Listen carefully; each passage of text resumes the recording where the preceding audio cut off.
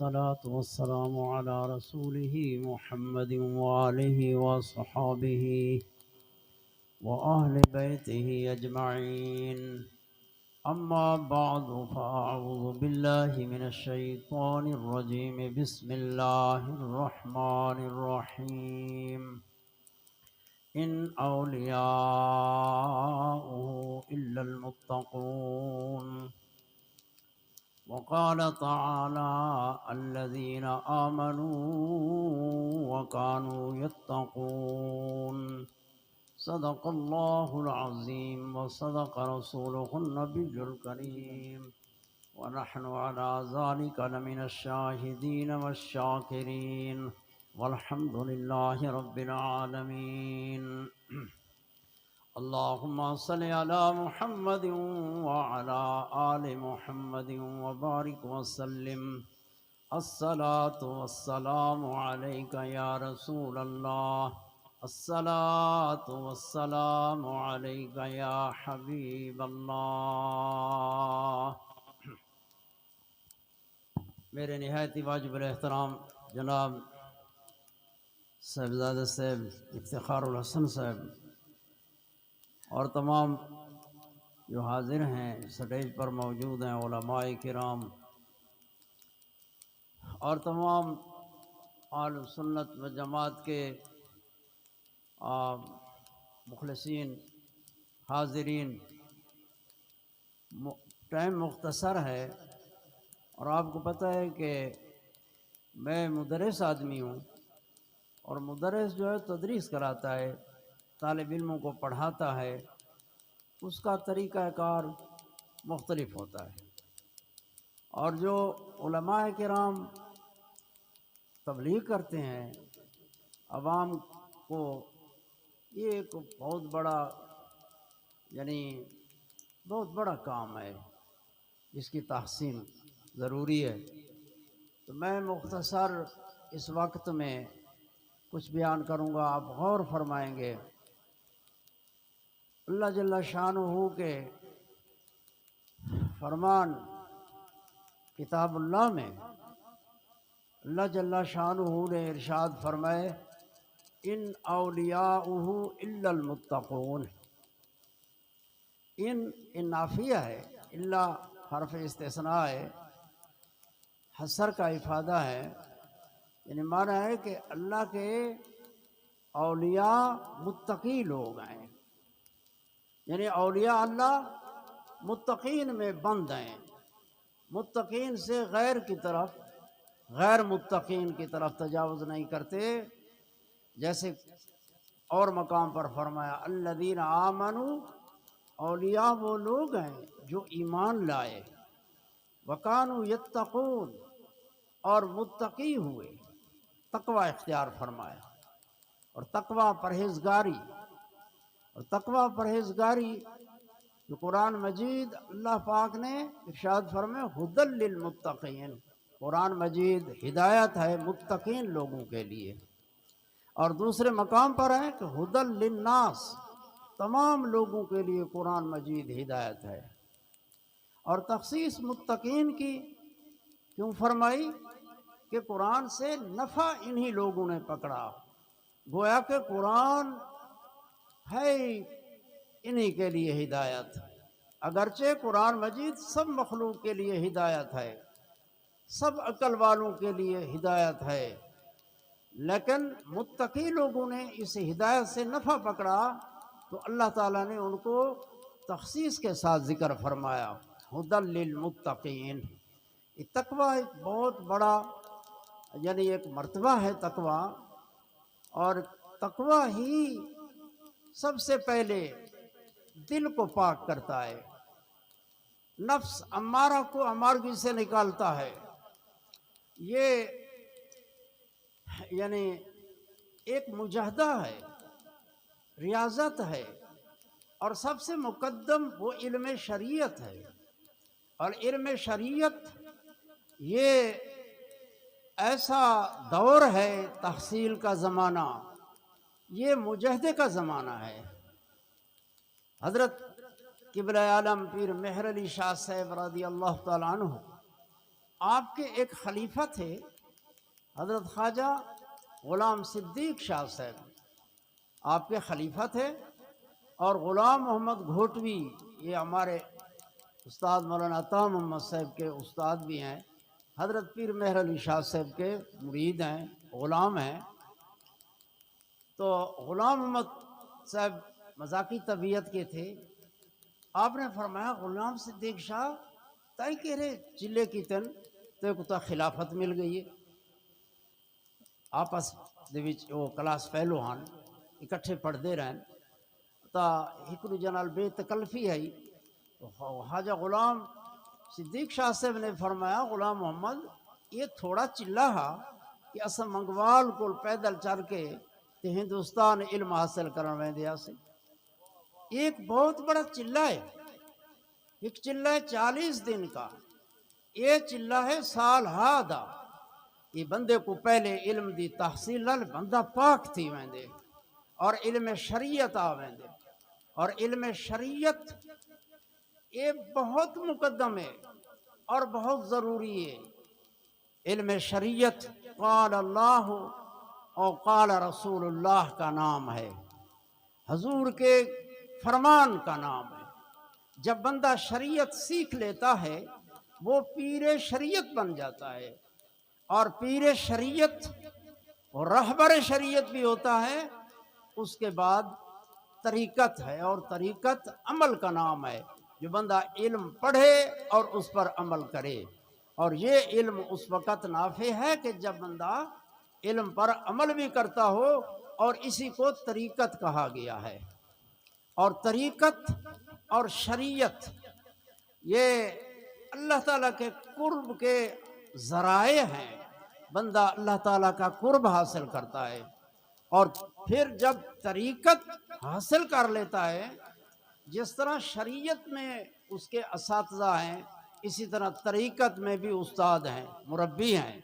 وہ شیخ کامل جو طریقت کی تربیت کرتا ہے، اور اس کے بعد ایک مقام آتا ہے جس کو حقیقت سے تعبیر کیا گیا۔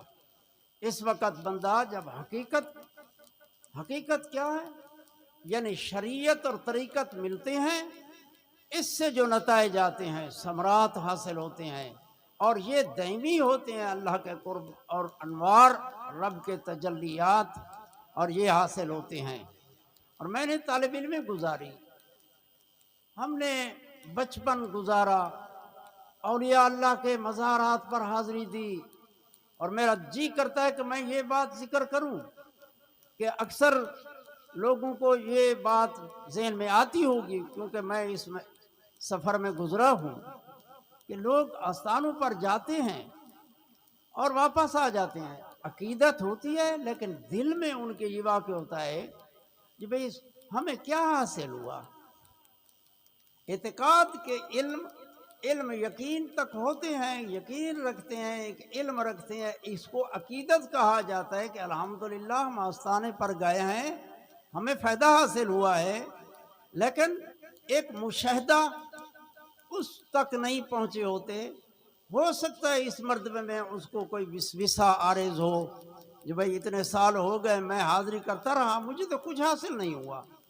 میں آپ کو یہ بتانا چاہتا ہوں کہ جو بندہ آستانے پر آئے، جیسے لوگ آئے ہوئے ہیں، جس شخص کے دل میں یہ بات ہو کہ میں کچھ بھی نہیں ہوں، بس سمجھ لے یہ نشانی ہے کہ فیض اس کو حاصل ہوا ہے۔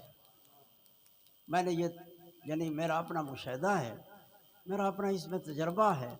جب وہ اپنے آپ کو کم سمجھتا ہے اور کچھ بھی نہیں سمجھتا، وہ اپنے آپ کو لا شے سمجھتا ہے کہ میں تو کوئی شے نہیں ہوں، مجھے کون پہچانتا ہے، میں کس مقام میں ہوں۔ یہ بندہ جو اتنی تواضع اور عاجزی والا ہے، یہ عاجزی اس کی یہ نشانی ہے، علامت ہے کہ اللہ تعالیٰ کی رحمت اور پیر کا فیض اس کو حاصل ہو گیا ہے، اور اس پر ثابت قدم رہیں اور اعتقاد رکھیں۔ لیکن کبھی مشاہدہ پہلے ہوتا ہے، کبھی سفر جاری ہوا درمیان میں مشاہدہ ہوتا ہے، کبھی مرنے سے پہلے ہوتا ہے، کبھی ایسا بھی ہوتا ہے کہ مرنے کے بعد قبر کے اندر وہ چیزیں حاصل ہو جاتی ہیں۔ لہذا بندہ خالی نہیں رہتا، جو عقیدت اور اخلاص سے حاضری دیتا ہے وہ پوری امید آتا ہے اور جھولی بھر کے جاتا ہے۔ اللہ تعالیٰ توفیق عطا فرمائے، تواضع اور عاجزی عطا فرمائے۔ جو بندے کا ایک بندہ بندگی سے ہے، اور بندگی عاجزی کا نام ہے۔ عاجزی اللہ کو پسند ہے، اور تکبر اللہ کو پسند نہیں ہے۔ تکبر ہر بندہ سمجھتا ہے۔ نبی پاک صلی اللہ علیہ وسلم نے ارشاد فرمایا، آپ صلی اللہ علیہ وسلم نے فرمایا، خیر القرون کرنی ثم الذین یلونہم ثم الذین یلونہم۔ فرمایا میرا کرن یعنی میرا زمانہ بہتر ہے، اچھا ہے۔ حضور کا زمانہ بہتر زمانہ ہے، وحی کے نزول کا زمانہ ہے، وحی کا دروازہ کھلا ہے، خیر ہی خیر ہے۔ اور پھر فرمایا ثم الذین یلونہم، پھر وہ زمانہ بہتر ہے جو میرے زمانے کے ساتھ متصل ہے، مؤخر متصل۔ حضور کا کرن یہ اصحاب کا کرن ہے۔ کرن کا معنی زمانہ، اہل کرن ہم عمر لوگ، نبی پاک صلی اللہ علیہ وسلم کے اصحاب کرام، یہ پہلا کرن ہے، یہ حضور کا کرن ہے۔ اس کرن میں صدق صدق تھا، اخلاص تھا، صحابہ کرام کے عقائد صافی تھے، کسی قسم کا کوئی اختلاف نہ تھا، کیونکہ حضور کی برکت اور صحبت کی برکت سے وہ بالکل صاف ستھرے تھے۔ ایسے کہ آپ کسی ایک صحابی کی مناقب پڑھیں، کسی ایک صحابی کے مناقب پڑھیں تو پڑھنے والا یہ کہے گا کہ یہ سب سے افضل ہے، پھر دوسرے کے پڑھیں تو کہے گا یہ سب سے افضل ہے۔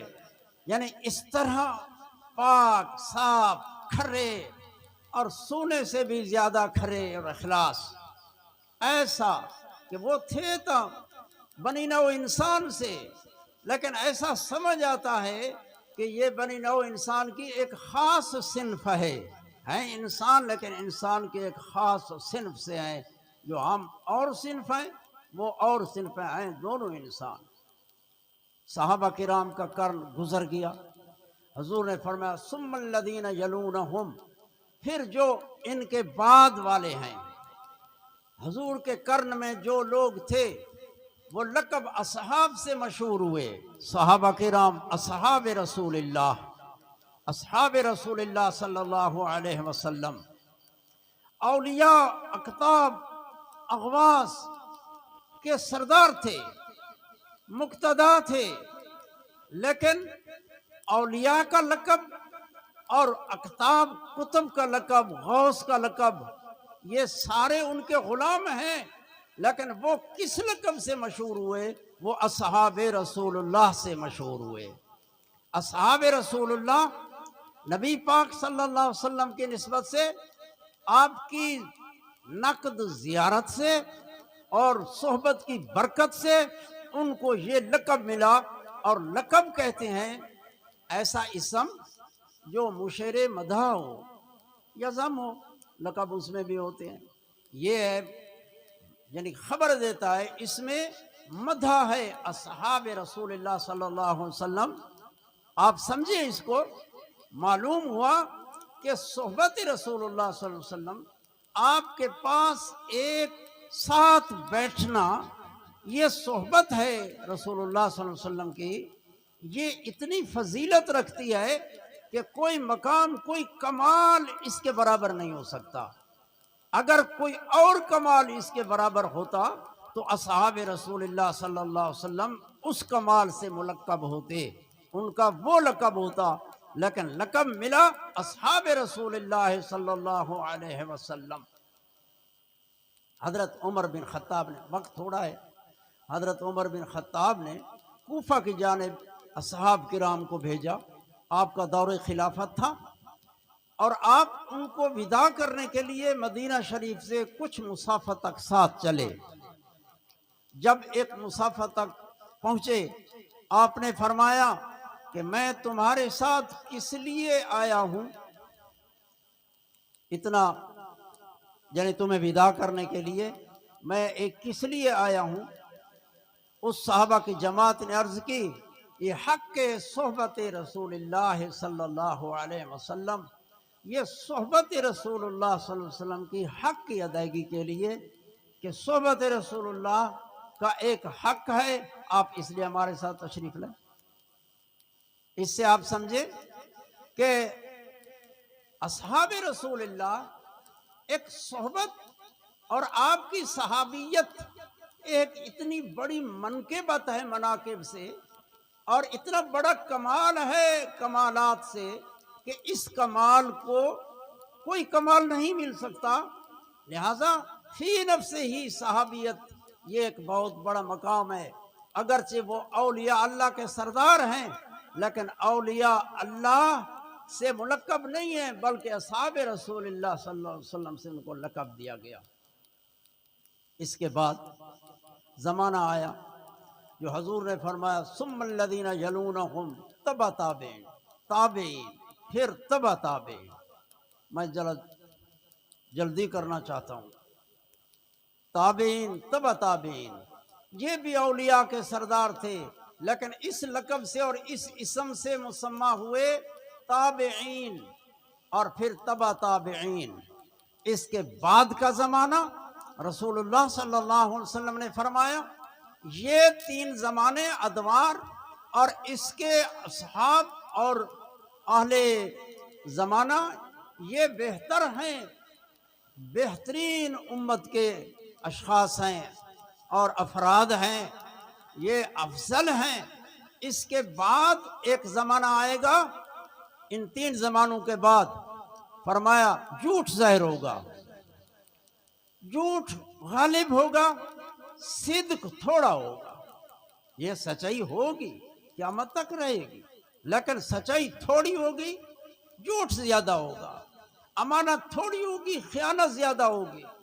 رسول اللہ صلی اللہ علیہ وسلم نے اس وقت جو ارشاد فرمایا امت کو، ایسے حالات میں آپ نے فرمایا یوشک ان یکون خیر مال مسلم غنم، ان قریب ایک زمانہ آئے گا میری امت پر کہ ان کا بہترین مال بھیڑ بکریاں ہوں گی، اور وہ بندہ ایمان بچائے گا جو جنگل اور وادیوں میں اور پہاڑوں میں بھیڑ بکریاں چرائے گا، لوگوں سے جدا ہوگا، علیحدہ ہوگا، یفر بدینہ من الفتن، اپنے دین اور ایمان کو بچانے کے فتنوں سے بچنے کے لیے اپنے دین کو محفوظ رکھے گا۔ یعنی اتنا نازک دور آئے گا۔ ہمارے مشائخ اور ہمارے جو وہ علماء ہیں جن کے متعلق حدیث آئی ہے العلماء ورثۃ الانبیاء، اس کی تشریح کا وقت نہیں ہے، میں تھوڑے اختصار کے ساتھ، یہ وہ اصحاب ہیں، وہ اشخاص ہیں، علماء ہیں جن کو اللہ پاک نے علم لدنی عطا فرمایا ہے، اور ورثۃ الانبیاء وراثت ہے، اور وراثت ظاہر ہے کہ وراثت کسبی نہیں ہے، وراثت بغیر کسب کے بندے کی طرح منتقل ہوتی ہے۔ لہذا یہ علماء وہ ہیں جو ورثۃ الانبیاء کہلائے، جن کو اللہ پاک نے علم میراث عطا فرمایا، جو وراثت ہے انبیاء کی، اور انبیاء کی وراثت وہ وحی کا علم ہے، ان کو اللہ پاک نے علم لدنی عطا فرمایا، اور یہ اولیاء کرام ہیں اور صالحین صوفیاء کرام ہیں، انہوں نے لوگوں سے تھوڑا گوشہ نشینی اختیار کی۔ اب اس کو سمجھنا ہے، ان کا عمل اس حدیث پر ہے جو میں نے آپ کے سامنے پیش کی، اور صوفیاء کرام اور مشائخ کا طرز تبلیغ اور عمل جداگانہ ہے۔ اے میرے نوجوانوں اس بات کو سمجھو، لہذا ذرا سی بات پر مشائخ کی بات کرتے ہو، پیر کا لفظ استعمال کرتے ہو، اور اس کو تم یعنی میں ان کیا بیان کروں ایسے لفظوں میں، یعنی ان کو ہلکا شمار کر کے، لہذا پیر کا لفظ ہلکا شمار کے استعمال نہ کرو، یہ بزرگان دین ہیں، ان کا طرز تبلیغ اور ہے، علماء ظواہر کا طرز تبلیغ اور ہے، لہذا وہ اپنے مشن اور اپنے طرز تبلیغ میں ہیں، ان کا منصب اور ہے، اور علماء کا منصب یہ طرز تبلیغ اور ہے۔ یہ دو طریق ہیں، یہ طریق بھی حق ہے اور یہ طریق بھی حق ہے۔ لہذا صوفیاء کرام، ان کی گوشہ نشینی وہ اس طرح نہیں ہے کہ لوگوں سے جداگانہ علیحدہ ہو گئے، لیکن لوگوں کے بیچ ہوتے ہوئے وہ خلوت نشین ہیں، اور اس کو خلوت بھی کہتے ہیں اور جلوت بھی کہتے ہیں، کہ وہ لوگوں کے بیچ ہوتے ہوئے بھی دل یار بن ہتھ کار بن، ان کا دل اللہ کے ساتھ ہے اور ظاہر تمہارے ساتھ تمہارے حالات اور تمہارا تفقد حال کرتے ہیں، تمہارے سے حالات پوچھتے ہیں، یہ ان کی مہربانی ہے۔ اللہ تعالیٰ سمجھنے کی توفیق عطا فرمائے، ادب کی توفیق عطا فرمائے۔ یہ ادوار صبر کے ادوار ہیں، اور یہ وہ ادوار ہیں جن کے میں علماء سے گزارش کرتا ہوں کہ آپ سیاستہ میں جو کتاب الفتن، سیاستہ میں ایک باب ہے کتاب الفتن، وہ فتنے کے متعلق حدیثیں جو رسول اللہ صلی اللہ علیہ وسلم نے امت کو فتنے کے متعلق مستقبل میں فتنے ہوں گے، تو فتنوں کے متعلق اس کتاب کا مطالعہ کر کے اور علماء یہ بیان کریں تاکہ وہ فتنوں سے بچ سکیں۔ اللہ جل شانہ ہماری حفاظت فرمائے، اور اللہ تعالیٰ ہمارے آل سنت جماعت کو اتفاق نصیب فرمائے، جیسے اسلم فیضی صاحب کہہ رہے تھے۔ اور ایک ہوتا، اگر وقت ہوتا تو میں بیان کرتا، ہمیں ایک امام کی ضرورت ہے، لیکن یہ خلافت کا مسئلہ ایسا مسئلہ ہے جو ہمارے لوگوں کے ذہنوں سے نکل گیا ہے۔ ایک جامع شرائط امام مسلمانوں کا، یہ مسلمانوں پر اس کا نصب کرنا، مقرر کرنا، تقرر اور انتخاب کرنا، یہ لوگوں کے اوپر، ہمارے اوپر واجب ہے، اور تمام عالم اسلام کا وہ خلیفہ ایک شخص ہے، پورے عالم اسلام کا، اور وہ جامع شرائط نبی کریم صلی اللہ علیہ وسلم کی امت میں جیسے خلافت راشدہ ہے ہمارا، یہ ایک فریضہ ہے جو کافی صدیوں سے چھوٹا ہوا ہے۔ اس مسئلے کو عوام کے ذہنوں میں ڈالا جائے اور ان کو سمجھایا جائے کہ اصل ہمارے لیے جو فتنوں کا بند دروازہ ہے وہ خلافت کا مسئلہ ہے۔ جتنے تک خلافت نہیں آئے گی فتنوں کے دروازے کھلے ہوئے ہیں، جب خلافت آئے گی تو خلیفۃ المسلمین وہ رسول اللہ صلی اللہ علیہ وسلم کی یعنی شریعت کا اور حضور کریم صلی اللہ علیہ وسلم کی خلافت جیسے راشدہ ہے، یا چھٹی صدی ہجری سے کچھ پہلے تک خلافت رہی ہے مسلمانوں میں، اور اس وقت جہاد بھی رہا ہے، اور ہمارے یہ دو کام، ایک نصب الامام خلیفۃ المسلمین اور دوسرا اس کے بعد ساتھ جہاد، یہ ہمارا حل ہے، اس کے بغیر حل نہیں ہے۔ یاد رکھو، اللہ تعالیٰ فتنوں سے محفوظ رکھے، نہیں تو بزرگ لوگ تمہیں چھوڑ جائیں گے۔ جب حالات تم مانتے ہی نہیں ہو، تم سنتے ہی نہیں ہو، تمہارے ذہنوں میں یہ چیزیں نہیں ہیں، اولیاء کرام کوئی جنگلوں میں نہیں چلے جاتے، وہ تمہارے بیچ ہوتے ہیں، لیکن خاموش رہتے ہیں کہ اب بھئی کس کو کیا بات کہی جائے۔ اللہ تعالیٰ سمجھنے کی توفیق عطا فرمائے۔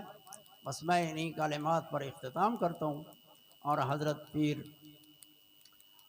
شریعت رہبر طریقت و حقیقت حضرت پیر احمد حسن صاحب کا بہت مشکور ہوں کہ آپ کی نظر کرم ہوئی اور مجھے یاد فرمایا، اور میں اس کو باعث برکت سمجھتا ہوں۔